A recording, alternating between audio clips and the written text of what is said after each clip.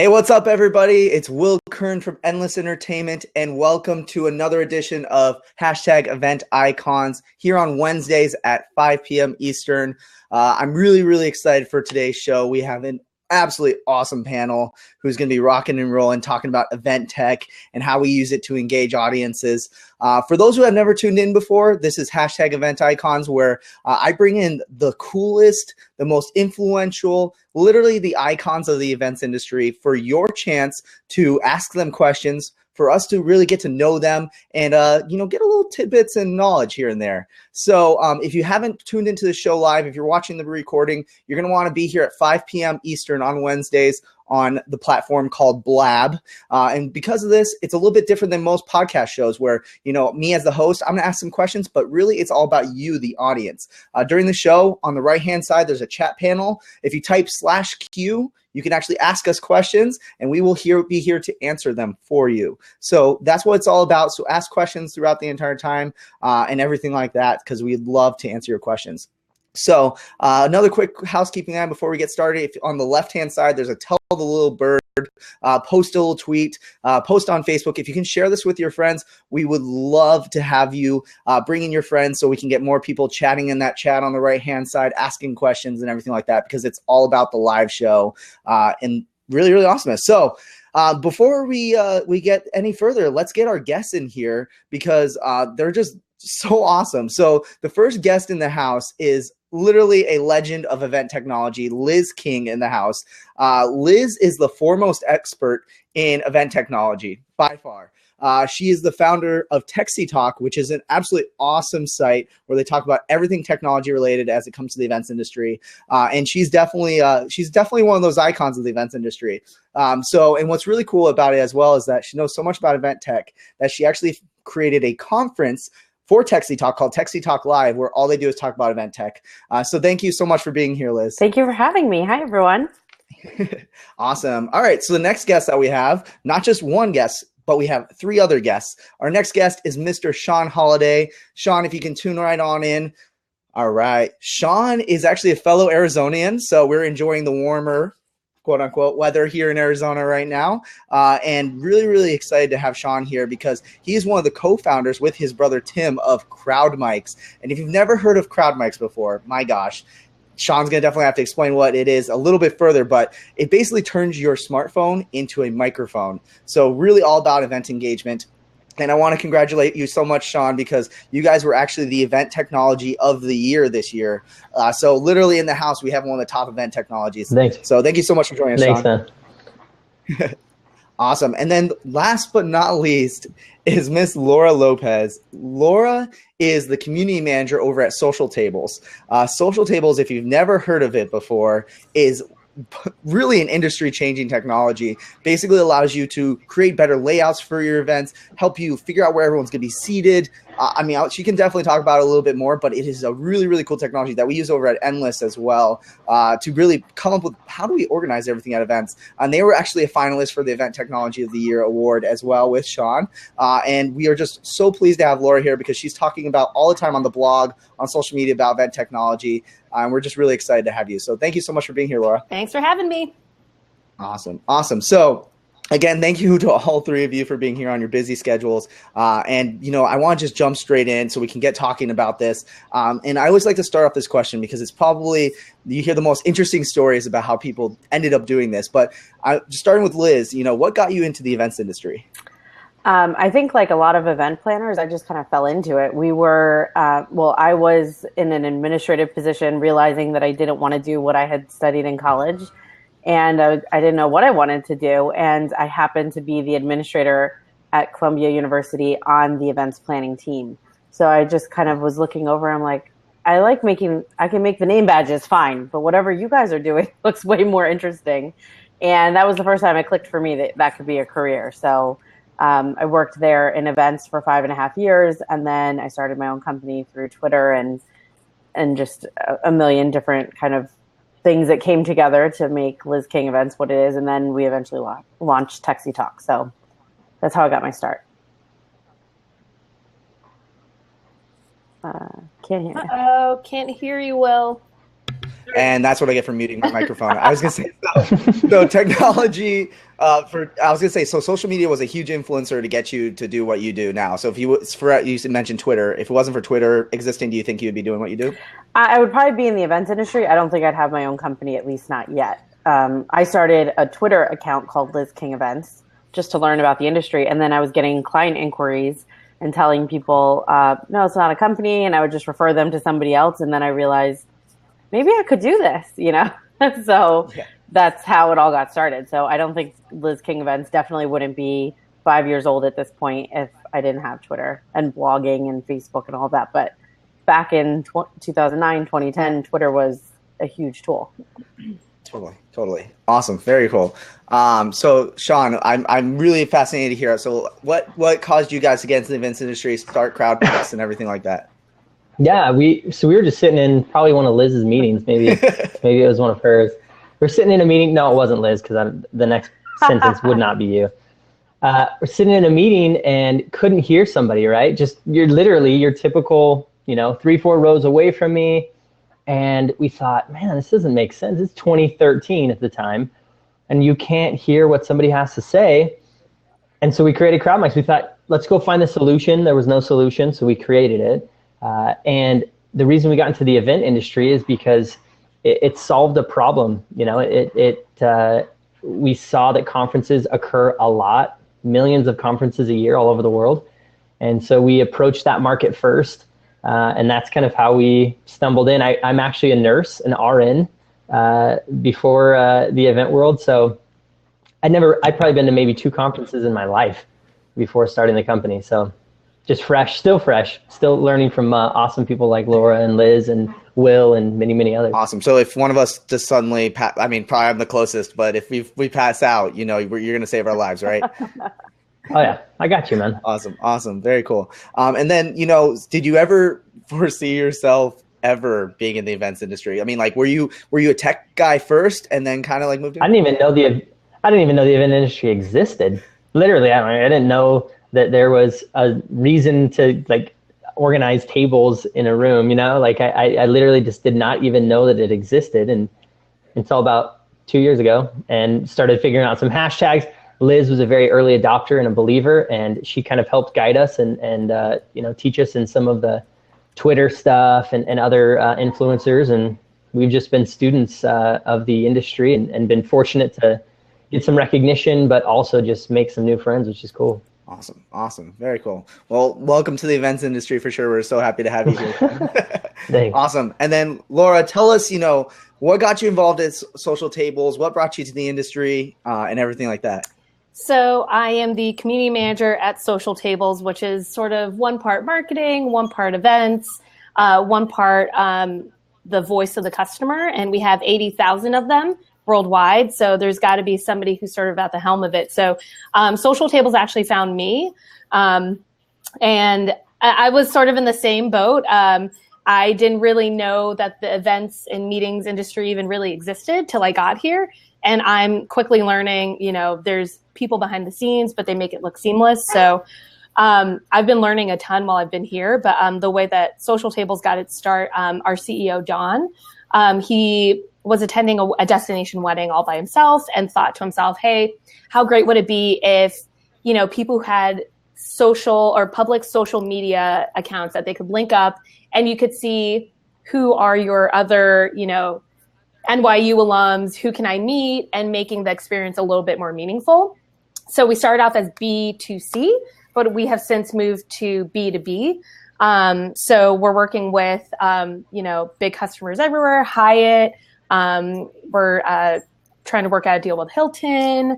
So we are working with big properties and planners all over the world. Awesome. And so obviously with the big news of, all the different hotel brands now combining too, do you see that as being something beneficial for you guys as well?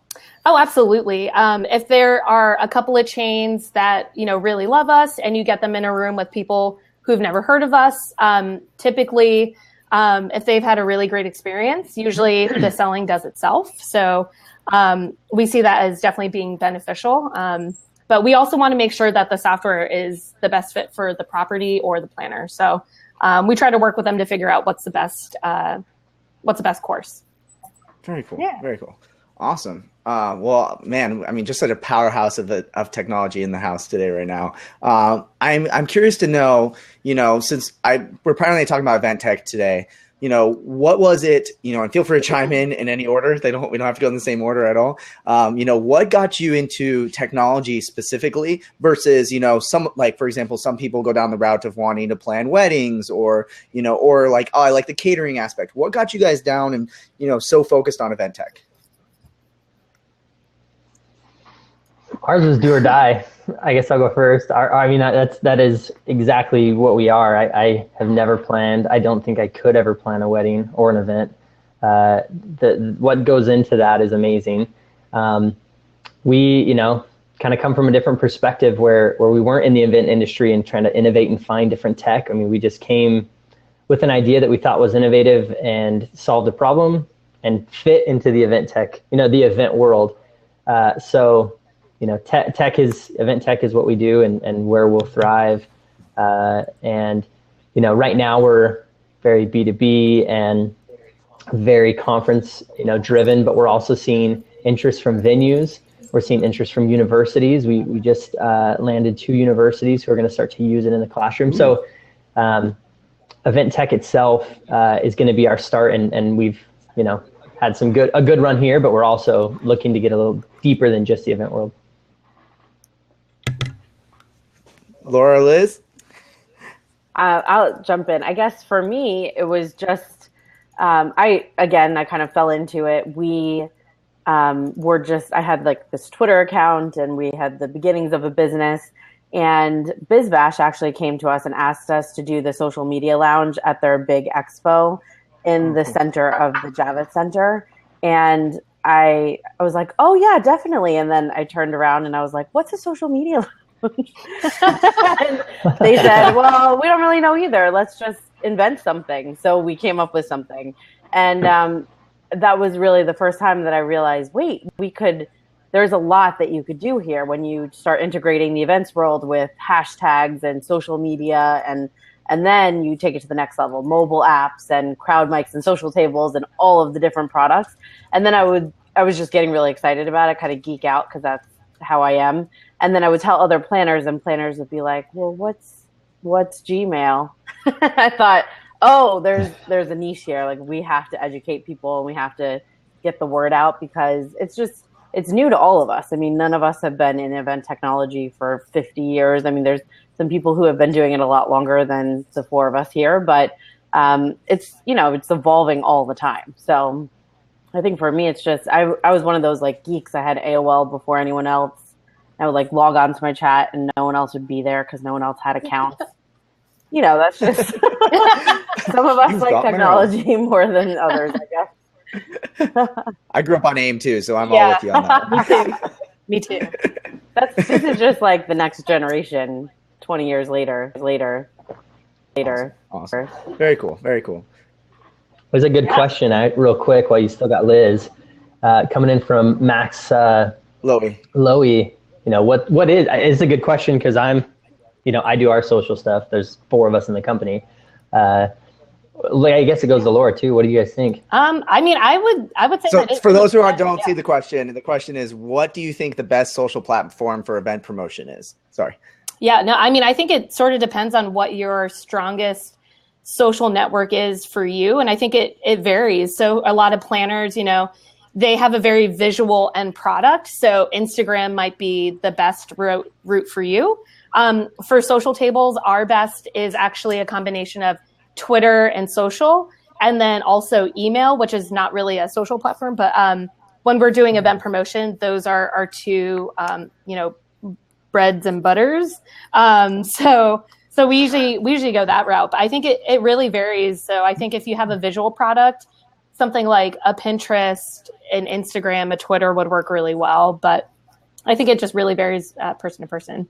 What do you guys do when it comes to event promotion? I totally agree that email is a key, and not necessarily talking about like mass blast newsletters, but personalized emails direct to another person.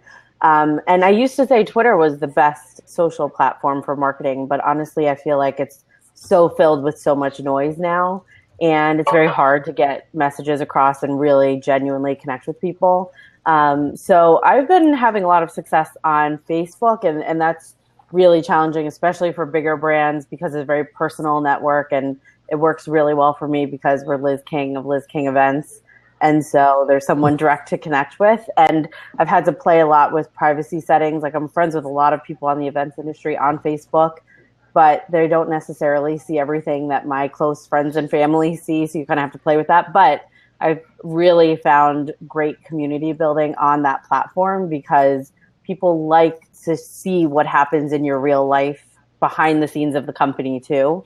And when it comes to marketing events, it's worked really well for us. So I still agree, like, Instagram is great for visual events. There's a lot of options, and there's no silver bullet for sure. But I do think that people want a relationship with an event or a brand or a company. And I find Facebook is an interesting way to do that if you're not just trying to, like, paid promotion to get traffic to a business page. That's a whole nother thing. Great question. Sean, do you have any thoughts at all? We just kind of use a mix of everything. We use, obviously, Twitter's kind of our best, like, show to the world. Like, hey, we won Vantec of the year. Like, that's our platform to go to like get the hashtags that people are following and kind of dive into there. We use Instagram for our kind of culture push, a very photo driven, showing we're in New York, showing we're in DC, that kind of stuff. We don't touch Pinterest or others. And then obviously, your classic email is always, being a B2B, that's just the bread and butter to get to people from that perspective. Totally. I think that they all hit it nail on the head.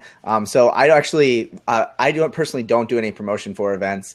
I'm actually more on the producing side of things. That's where my bread and butter is. So, but on a marketing standpoint, one thing that's been huge for us is LinkedIn groups as well, because we can really focus on a niche audience. So, for example, we're trying to target a lot of big conventions and planners and things like that. Whereas Twitter's great, but then we're getting the mom and pops, we're getting the wedding planners. We want to focus just on those big convention planners. So LinkedIn groups have been great for us. And that might be a great option for you as well. Go in the LinkedIn group and say, hey, for example, if you're targeting event planners, go in the Biz Bash group and say, hey, Biz Bash people, we're offering a special code, $10 off your ticket if you use code Biz Bash LinkedIn group, whatever it is. But that's an option as well. Something I was really, really curious about, and I know we could definitely talk about social media for events all day long. Just so you guys know as well, in a couple episodes, for all those tuned in a couple episodes, I don't remember the exact number we're going to do it on, but I have a great panel coming up that we're going to be talking about social for events, and that's the only thing we're talking about. So you guys will definitely want to tune in for that one for sure. One thing I wanted to kind of talk about while we talked about technology, and Liz kind of brought it up, that there's different varying levels of adoption when it comes to technology.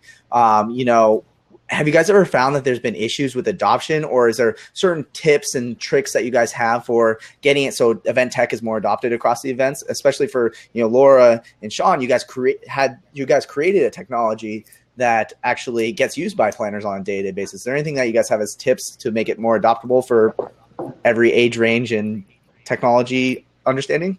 I can definitely jump in on that. So we have planners that use social tables and properties that use us, and they are from every level of dexterity with technology.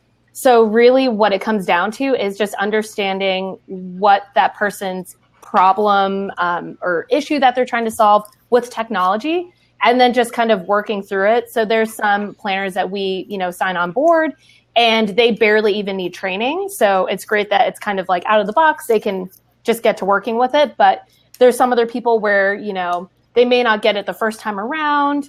If you look into their account and notice they're not using it as often, kind of sending them that kind of personalized touch and say, hey, we realize you're not using social tables. What can we do to help you? And sometimes that's all that it takes, is just kind of a personal note to get somebody back into it and showing them how to use the software the right way. So I think it's just kind of understanding what each user's use of the software or technology will be, and then kind of helping them chart their path. Awesome. Yeah, and ours, we have I wish we had the same type of scenario. Ours is very, very different per conference, per demographic of people, and we have to get them adopted like in the moment, right then for the session. So it's very difficult from that perspective. A lot of people right now are using it because they're curious. If you notice on our videos, if you went and watched all of Crowdmics videos, you'd see 15 or 20 of our voice comments are, I just wanted to see if this works. And then they say their question. But the first thing is they just want to see if it works, and so it's curiosity right now, and we really just thrive on it, and that's okay for the moment. But we did a big event with UBS Financial recently, 2 different events. Investors in the room, 500 people, amazing adoption for the tech conference, the tech investors. The media investors, not so much. Investors, same. We did the exact same thing, same promotion, same. The cards at registration, the whole deal, and just completely different adoption. And so you got to just cater it, to the specific group that you have. And for us, that varies. Oracle Open World is completely different people than investors, than going to like Liz King's event, techsytalk, where everybody downloaded it. Everybody used it because they want to know and learn about it. So very cool. Very cool. Liz, any tips or tricks on that end that you've seen? I mean, I don't think I have anything very unique to say other than what they've said. But from an event planner perspective, it's a little different because you have all kinds of attendee groups that are in your event, and they have different adoption levels. And so, it's always interesting, like, how do you implement a Crowdmics when there are people who are definitely going to jump on board and love it, and there are people who have no idea how to download an app. So I think it's just about providing support, creating an environment that encourages playing and trying new things, setting yourselves up for the fact, and really telling your attendees from the beginning of the day, we're going to try some things today. It's probably not all going to work. So if you have any questions, here's the people you go to. We used to do, we don't do this as much anymore just because it's not as necessary, but we used to say, download our mobile app for the conference. Not sure what a mobile app is, and just link to a Wikipedia article on what is a mobile app, or what's the difference between what I download and what's an HTML5 version of an app, and just be that basic. So I think you just have to remember that you have all these different audiences, and then, like they said, cater to them. Awesome. I love the thing you guys said too, a little bit about the customer service element too, that sometimes we, as technology, the reason why we do it is because it scales really well, right? We don't have to print out manuals. We don't have to put a bunch of attendees everywhere because they can look in the app, but sometimes it definitely does take that little personal element as well, which I loved what you guys kind of said. Great question we actually got from Hannah in the house.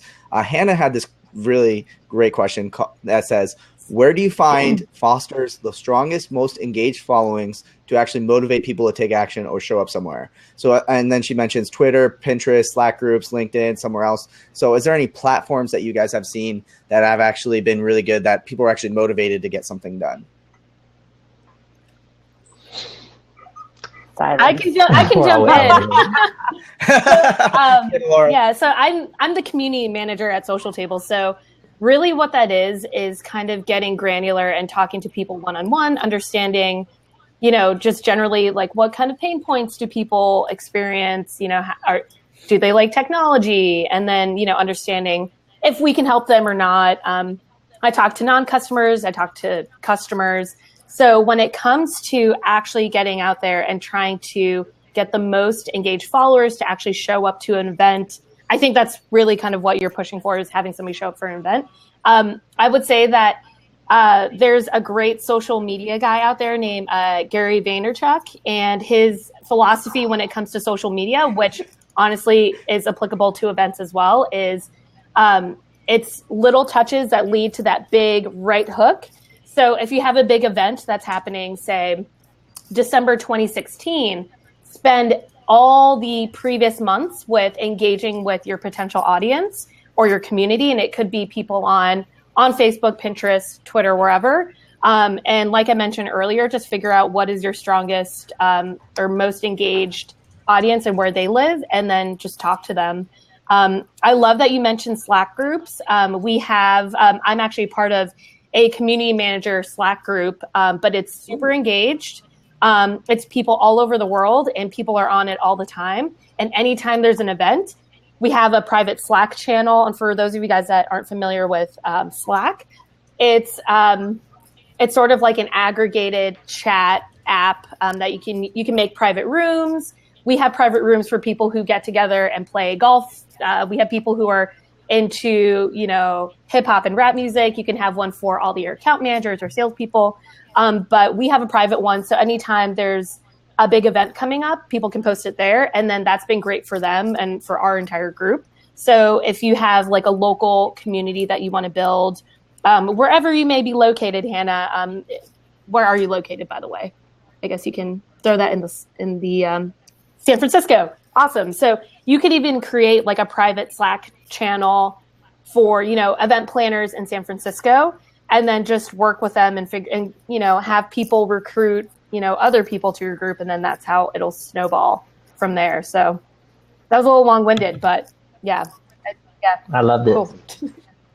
Thank you for the question, Hannah. Do you guys have anything that you guys want to add to that at all? Ours doesn't necessarily show up somewhere, like getting people to an event. Ours is trying to convert a client, to pay and have us come out.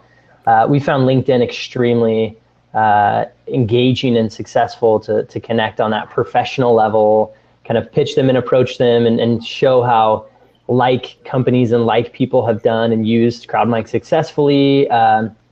So for us, LinkedIn has been for sure probably the most engaging platform from that perspective. Just getting people to a lot of our clients, our investors came from just LinkedIn connections and then getting to know them.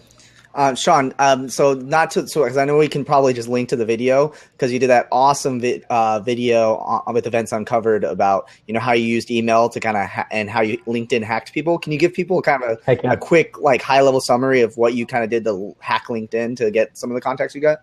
Yeah, we just found creative ways. I posted a little random video once about it, but we found ways to connect to people that are third connections or have zero, Laura and I probably right now aren't. Maybe we're connected. Laura, are we connected yet? We should be. I think so. I know we should be.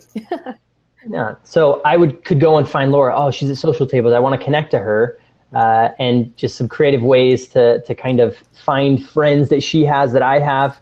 It's a slow play, like Gary Vaynerchuk says. It's not just go straight at Laura and connect to her. Hit the connect button.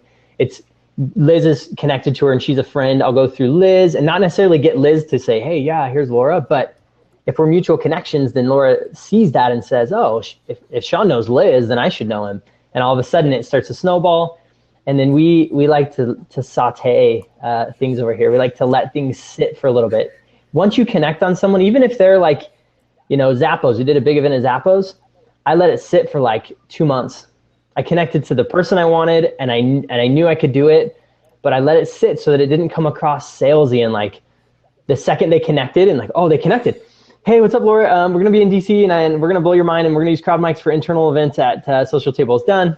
Here we're coming. Let it sit for a little bit. Follow her, like her stuff. Look and see she got a promotion. Hey, congrats.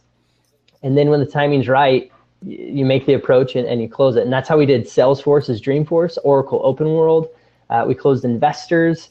UBS Financial was one of those big clients as well. That was literally through LinkedIn connecting and approach. So slow play it and, be a friend before you try to be, taking their money from them. Awesome. Yeah. And a good follow-up to that is that people want to buy from people, not necessarily brands or companies nowadays. So I think that, some people don't want to put a face to the brand, but I think that a lot of companies are actually opting to put a face. They want their customer service people to go out there and say, hey, I'm Laura with Social Tables, or I'm your customer service person, I'm Laura. So I think that having that personal touch is really what seals the deal, kind of like what Sean was saying. Awesome. Along the same lines, and let Liz, you have anything you want to add? Poor Liz, we're like leaving Liz with the scraps. No, we're good.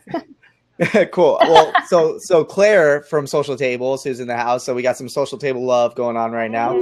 Claire had the question, what's the most creative way that you've reached out to your communities? So since we've been starting with Laura, well, let's start with Liz. Liz, what's creative ways that you've started with reaching out to your communities?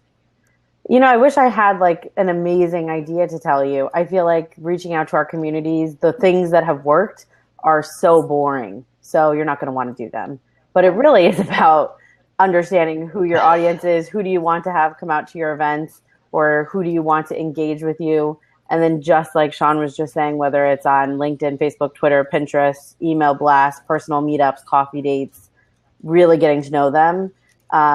I think that, it's about relationships. Like Laura was saying, we are, I think that, for example, I talked early on that, I was saying that it was through Twitter that Liz King Events started, because I just had this Twitter account and people were like reaching out to me. I never once put a website on it or said that we're an event planning company, but the thing was I had nothing to sell.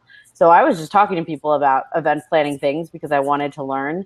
And I think that's why I was able to be successful with Twitter, was because I wasn't pushing anything. And I always, to this day, even when we have an event to market or we have something that we want to do, I'm always trying to keep that same mentality in mind. Like, okay, maybe I will get something out of this person, but what if I could just get to know them? And maybe and I can't tell you how many times they've introduced me to somebody else who's introduced me to somebody else who has a speaking engagement or who came to our event. I think that when we pigeonhole people and put them in a box marked prospect, we lose our hopes of really getting a good relationship with them. So maybe you guys have more creative ideas and I'll steal them after you tell them to me. But for us, it's like a really manual work process, and the percentage of people who buy a ticket or, engage with us is not that high if you consider all the people we're connecting with. But at least I feel good at the end of the day that it's like a meaningful connection, Awesome. I guess I'll go. The most creative ways that you reach out to your communities. We are huge fans of Gary Vaynerchuk as well. He's like the core of our social media approach and a lot of stuff that we do. And so, if you look back, Laura, right now at the last 30 days of Social Tables, I'm sure we've probably had 10 or 20 or 30 favorites of your guys' tweets. Liz King, I'm sure you can look back and see our engagement with you. We take time out of we schedule time on our calendar to just engage with people, not sell them and pitch them. And, hey, did you see we won a Vantec of the Year? Hey, did you check this out? We're doing this big event. No, a lot of it is just like, we're fans of you, and the favor always comes back. When you're a fan of someone else, it will always come back to you. And so I guess our creative way is be a fan of everyone, try to, in creative ways, just stay in front of and make sure people know that you care about their work, not just how much they care about your work. And so we do fun stuff. We did a mass email recently that, if you could chat on our website with Tim, if he didn't answer within 15 seconds, then we would send you an iTunes gift card. Wow. And luckily Tim just sat there with his thing open all day. And we only lost one. But, that kind of stuff, just let people come and engage and have fun and care about them a lot more than what they're thinking and caring about us. Awesome. Last but not least. Yeah. So let's see, engaging with our community. Well, one thing that I do on a daily basis is that I send these emails, and it's not a mass email. It actually I hit compose in my Gmail, and I send a note to random customers who have either, tweeted at us or, said something nice about us on Facebook or the myriad of different other places where people can say things about us. And I send them a note and say, hey, you're doing an amazing job. And you would be surprised the kind of response we get from that by just saying like, hey, we appreciate you, and letting them know that, the only time that they can contact us is not just when they have an issue, that they can just contact us and let us know like what's up. And getting that granular is truly, I think, the crux of, building community. Like what Liz and Sean were saying is, getting super, super personal. And that kind of sounds like a crazy thing. You may have 20,000 Twitter followers or, 50,000, clients and customers. And to send an email, that is totally not scalable. But again, kind of going with the Gary Vaynerchuk gospel, it really is those sum of touches with, customers, clients, and anybody sort of in your universe. So your community can also include, non-customers, like Crowdmics, Liz, and, Hello Endless. All of you guys are within our community as well. But do we necessarily, plan events with Liz? But not necessarily, but, we'll invite you to all of our events, and, Crowdmics, we could probably use you guys for sure. But, so, holding you to that. Yeah. Okay. Hey, yeah, we have a couple events coming up, so I will be calling you. So, your community, don't look at your community as just somebody that you can make money off, because it's so disingenuous. But it's kind of getting back to knowing these people behind the scenes. What do they do? Who could you connect them to that will help make them more successful? And that's sort of the crux of building your community. So sending one-off emails, which sounds insane, but yeah, I do that on a daily basis, actually. So I'll take it even one step further with what you're saying as well. And I think sometimes it's about bridging the offline with the online. A lot of times, even email obviously blows people away. But, I was at Jack Daly event last night, and we were talking about, it's more about engagement and culture of the company. But I think the same can go for your customers, is write a handwritten letter, go find that customer, see them in person. There's times where I just fly into events and I don't tell people. Dahlia knows this. And I just show up at events, and then it's like, whoa, okay, wow. And I think that being able to do that blows people away and shows you that you're more than just an avatar online or whatnot. So really, really cool to always do handwritten letters. And there's a lot of really cool tools now as well, including, oh my gosh, my notes aren't in front of me, but there's a cool tool that actually takes your handwriting and you type in the messages and it makes it look like your handwriting. So you can kind of fool people and still have that scalability for sure. So really, really awesome stuff. Really cool. Very, very cool. By the way, I'm going to take this quick little minute. We're about 20 minutes left in the show. For everyone who's tuned in right now, we'd really appreciate if you went on the left-hand side and you click the tweet or post a Facebook button and share this with your friends. We'd love to get some more people in here. And if you are, tuning in and you're curious about something, on the chat on the right-hand side, type /Q. And your question, and we're here to answer your questions. Claire's asked a question already, and you'll see that that's what the show's all about, and that's why we do this live, is so we can answer your questions. So answer some questions, post to Twitter, and we'd really appreciate that. And so in the meantime, while we're waiting for some more questions to come in, I'm really curious to hear from you guys, what's the coolest, newest event technology that you have seen, and how's it changing the events industry? Oh. Liz, you're all over that. That's you. That's you're the one. Yeah, these little props at the bottom. I just want to giving everyone props. Gosh, the newest, coolest thing. Okay, well, obviously, Crowdmics and social tables, because you're here, and also they're of course awesome. I think there's a bunch of categories. I'm just going to talk about categories because there's so many companies.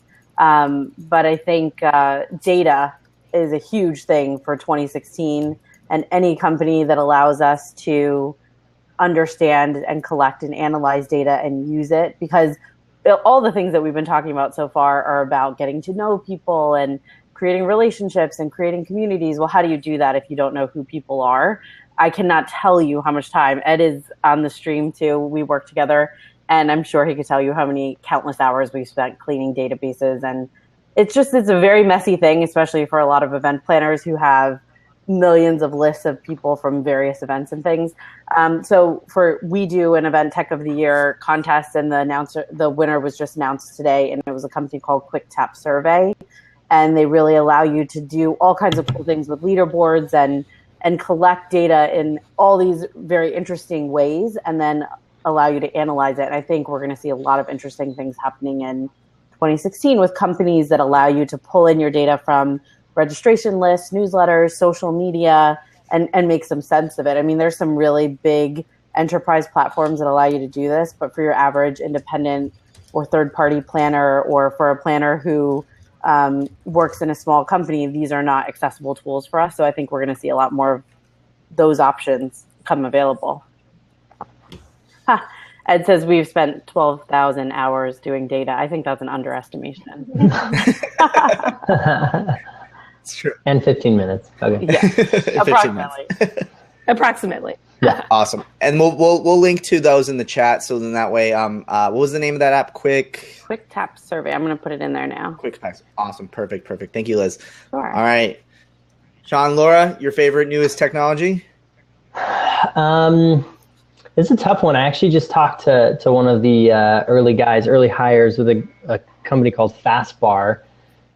They basically automate kind of right now the bar, when you go to like an open bar where they basically can now, register and say, okay, the first 2 drinks are free and after that they're half off until whatever. You walk up with this little like bracelet band thing and basically you just tap it and it's 1 credit taken, 2 credits taken, 3 credits taken. I think that kind of stuff is interesting to me, just automation, just taking things and making them dead simple. And just from registration, they hand you something, and then the rest of the time, it just feels natural. You walk up to a kiosk, and it knows you because it got the information off your wristband. And then when you walk over to the bar, it already takes your credit from your thing and tells you have 3 more credit. Like that kind of stuff is just the fluidity in an event is really cool to me. So I think there's a couple different groups, what you talked about, and others that will start to just make it more just seamless. Just walk in and all of a sudden just this amazing experience, very personalized to you. Interesting. So it's like the fast passes at Disneyland, where like instead of having like a car. Same concept. Cool. Wow. Yeah, awesome. Same concept. Awesome. And Laura, what about you? Other than social tables. Besides social tables and Crowdmics, I would That's say, right. I would say that I think that wearables is going to be a pretty big thing for events coming up pretty soon here. I am probably going to retire my analog watch very soon and upgrade. Yeah. And I think it's really interesting how a lot of people are integrating, different apps and it's sort of like the Internet of Things when it comes to events and trying to make that kind of like what Sean said, making for a very seamless event. So if somebody walks by and it knows that there's an Apple Watch walking by, what could flash on the screen? So I think that's something that's going to be really big for event engagement specifically. And when it comes to planning an event, I think something that's super interesting that will be big for both planners and properties. I don't know if you guys have heard of this website, but it's called Georama. And essentially you can do a virtual site visit. So I think that for planners who can't necessarily be everywhere at once, cool. You can actually schedule a walkthrough. So you could do it for, a venue walkthrough, but you could also, there's ones where it's just, random people where it's like, hey, have you ever wanted to go to an Indian wedding? I'm having an Indian wedding. And then they can have somebody kind of show you around there. Or have you ever wanted to walk virtually across the Golden Gate Bridge? I can do that. So you have tour guides and then you have the venues, but I think the application for this is going to be huge for destination planners, for venues who want to show off their space to people who can't be there. I think that's kind of a sleeper technology that's going to be huge for 2016, for sure. I love that. I think there's like technologies, for example, like social tables, Georama. That stuff is awesome because, like, for example, on my side, I'm planning a lot inside of spaces, and thank God for CAD. Computer assisted designs, because we can take a CAD file from like social tables or something like that, plop it in, and now we can put all the lights everywhere inside the room and then program all the lights, and we can do all this work. So literally when we show up on site, it's like we've never been there before, but we have been there. So really, really cool. I love that kind of stuff because now it's taking down, we talked about, they talked about how virtual meetings were going to be kind of like saving so much travel space and everything like that. That again, just saves so much traveling. I mean, feel bad for the airline industry because we're just making it impossible for them to survive. But, I think that technology allows us to travel. I mean, look at right now in Blab, we are on 4 different wide areas across the United States. And we're able to have this awesome conversation. So I think that's what technology allows us to do is connect and do things faster, better, and without having to physically be there as well. So, wow, really, really awesome technologies. Any other cool tech that you guys want to share at all, that you guys want to just plug at all? Too many. Crowdmics. Yeah, there's so many. I mean, that we could have our own talk about our favorite event technology. Sure. Awesome. But well, hey, we got a question on the left. Yep, go ahead. Oh, sorry. I saw in the comments, Caruso Apps, Craig was saying that live streaming is going to be big, and I do agree with that. Periscope, Meerkat, even platforms like Blab are, I think, changing the game when it comes to sharing content, and things are happening at events all the time. So I think that's cool. I agree. That's very And true. then doesn't PCMA, convening leaders, always have a hybrid component of it? So you can actually log on virtually. And I think it's actually free. So, Interesting. so I think that they almost always have a hybrid event. So I think that's going to be huge for 2016. Very interesting. Well, speaking of like hybrid virtual events, Nako, is that how you say your name? Asked a question in the chat. Are there any virtual summit platforms that you can recommend? I'm guessing that you mean like ability to stream your event online and get the entire experience online. Is that what you mean? Gonna take a stab at that. Okay, perfect. So do you guys have any recommendations for us as live streaming platforms, ability to host your event all online? No, interesting though. Little caveat to that idea. Yesterday we were at a university, 110 students in the room, and the best way to get their audio currently is just the camera up in the front, or some other kind of trying to capture that audio. We turned all the devices in the room, their microphone on, so the students could just talk from their phone. We didn't project it within the room. We just pushed the audio over the cast. But basically, we took 110 students in Arizona here and connected them to Nashville. And between both, it was as if they were talking right here in their headphones between both classrooms. So for us, it's very exciting in that aspect that we can help connect their audio in the rooms as they're across the world, and kind of let them feel as if they're inside of the same room. So we're super pumped about that. Awesome. And Hannah had a great comment that you can actually use Blab itself, the platform we're using right now, to host virtual events as well.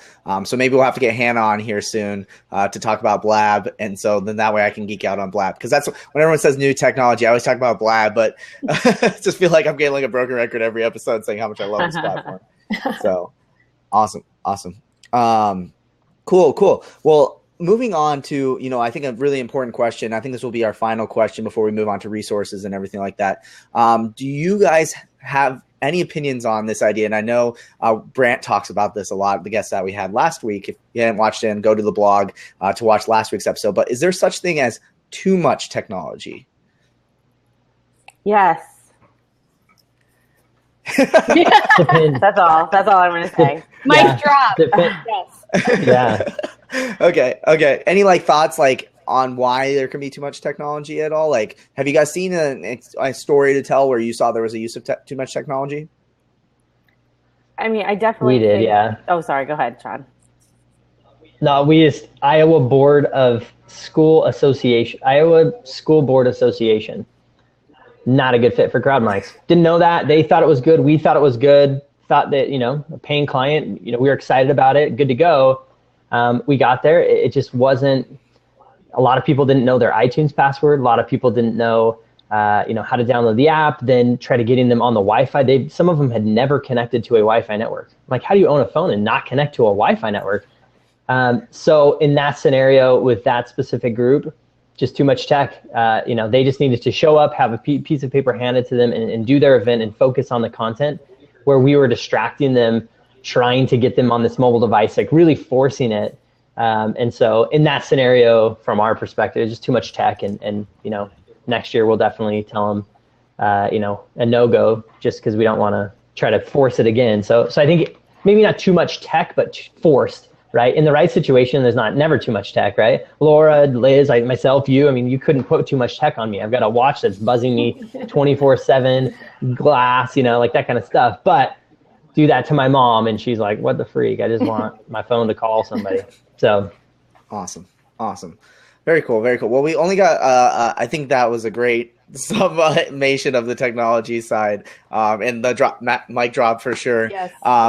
Just to end the show, do you guys have any? Drop the mic. Drop the crowd mic. Make sure it has an OtterBox on it, though, right? We're gonna start breaking phones. You and OtterBox start teaming up. Yeah.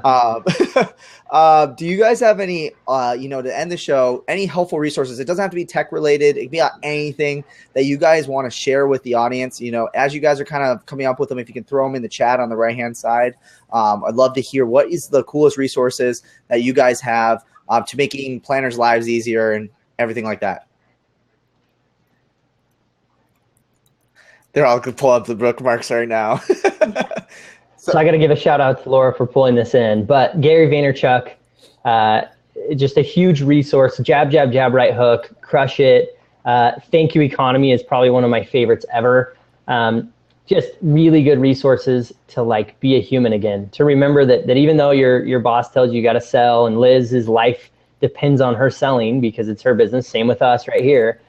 Same with Will, right? But we still have to be human beings, and Gary just does a really good way, and I love his approach, very New Yorker.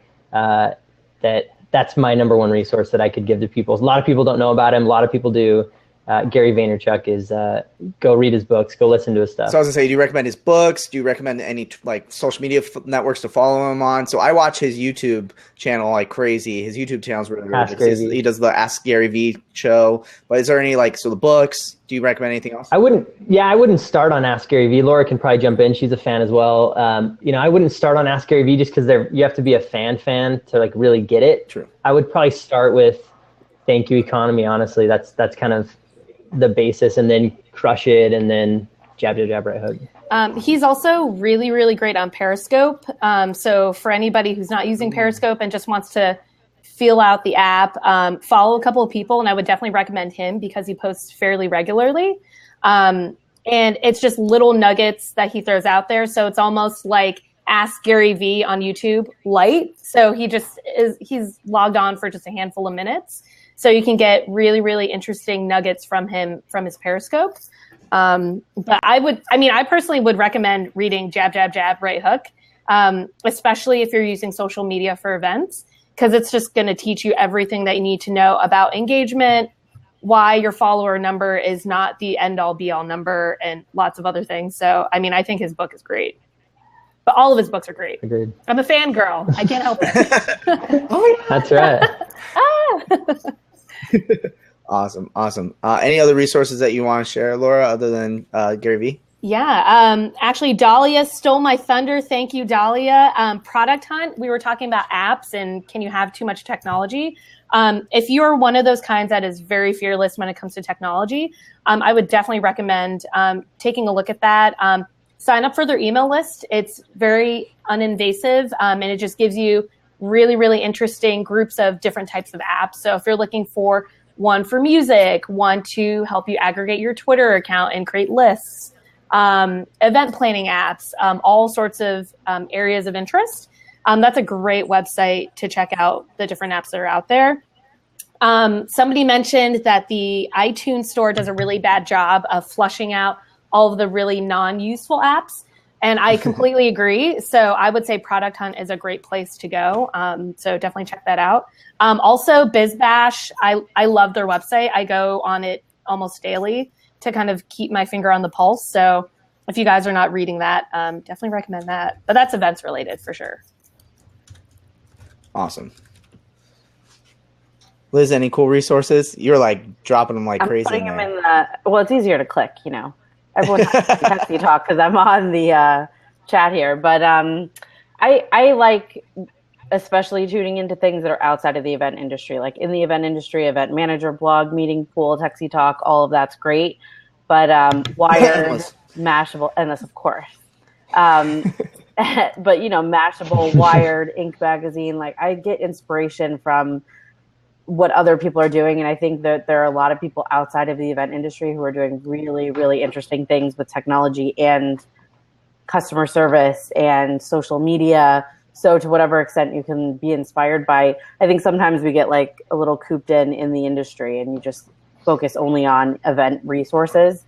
So I put a bunch in here on the chat so you can check them out. But can you say what they are for the people that may not be in the chat? Oh, I think I just said that. Mashable, Wired. Peter Schenkman is really great. He has a zombies marketing book that's really interesting. Event manager blog. I also agree with Product Hunt. There's a bunch. I put them in the chat, but I'll keep putting if I think of any new ones. Awesome.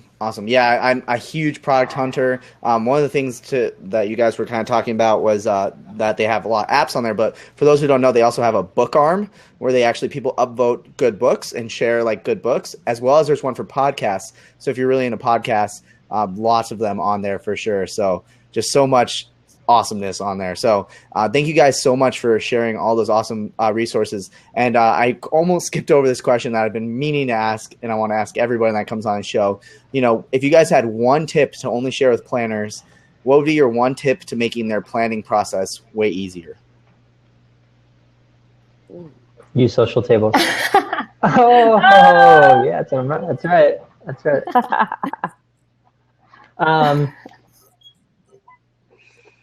Somebody else had better start. I'm thinking. That is so tough. I guess I'll jump in there. I would definitely say trust your technology.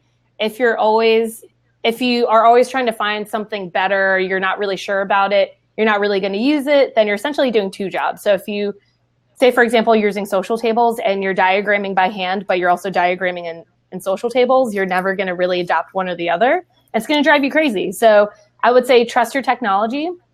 Once it stops working for you, find something else. I think too many people, they try 10 million different things and then they kind of become a master of none. So I would say try something out, learn everything about it, and get really good at it, because it will, it's a tool that's meant to help you do something much easier and whatever it is. So I would say trust your technology. 3 words. There you go. Awesome. I like it. I think my word would be focus. Just there's so many things that you can do. There's so many different ways you could take your business. There's so many different tools you could read that will help you content market. There's a million social media tools. There's a million tech tools we can integrate into our events. And I think so many people get lost by all the options that you don't do anything. And I think you just need to focus on doing one thing really well. And then when you master it, move to the next. So it's similar to what Laura said, but beyond technology, and create systems that can be replicated. I think, we're really good at creating systems for our clients, but not always for ourselves. So that would be my advice. Yeah, I think from my perspective, we have a lot of, we're trying to validate always, we're always trying to get people to actually believe that your phone can be turned into a microphone. And that's hard. A lot of people don't trust it. They don't, there's no way that's possible. There's so much risk for failure, and there is. But, for us, I think trusting people, because we'll put them in contact with, a planner who had 400 doctors in the room, and I'm talking to another planner who has 400 doctors in a room, and she'll still be like, no, maybe if you guys want to come out and we'll try it at one little tiny breakout session. So I think trusting, other people, Liz comes and says, I tried this, it worked, being willing to say, okay, if she did it and it's a like thing, kind of, I guess, taking the leap, trusting other people. So that's, I guess, doesn't make maybe not easier, but being willing to do it based on, other kind of either crowdsourced, like G2 Crowd, product hunt type feedback, or friends and colleagues. So awesome. I love all the advice that you guys shared. Really fresh perspective as well on the tech side of things. So thank you guys so much for being here. So I'm going to kind of wrap up the show. Unfortunately, these 3 are very, very busy, and we want to make sure that they can get off to go changing the world of event tech some more. So for all those who are tuned in, I do have a really cool resource that I'm going to share with you guys over on the chat hand side. And if you're watching the recording, in the show notes, have a free event planning checklist that I'm going to share with you guys. Feel free to check that out and download that as well. We do name drop some really cool tools in there as well, where you can go find things that will make your planning process easier. I think we name drop Crowdmics and social tables in there too, so you definitely want to be there. Definitely check that out. And then for everyone who else is tuned in, if I can get it to pull up as well. And I apologize, by the way, my cat is just so excited right now.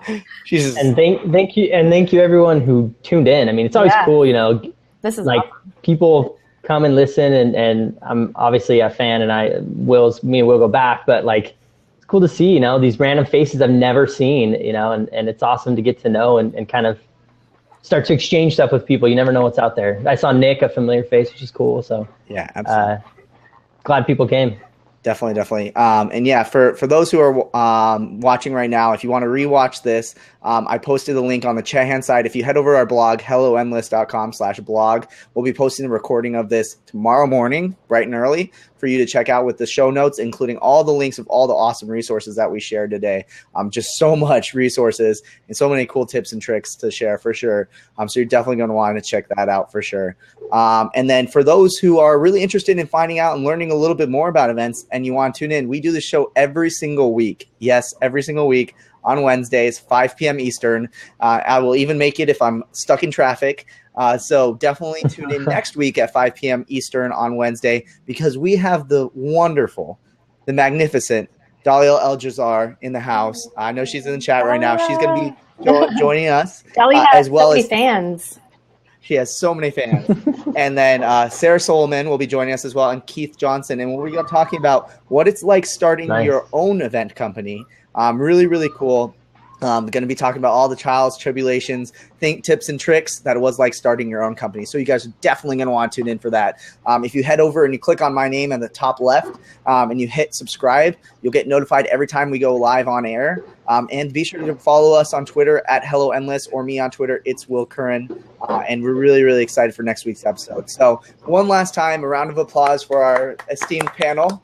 You guys are absolutely amazing. And I look forward to talking to you guys some more. And thank you to everyone else for tuning in.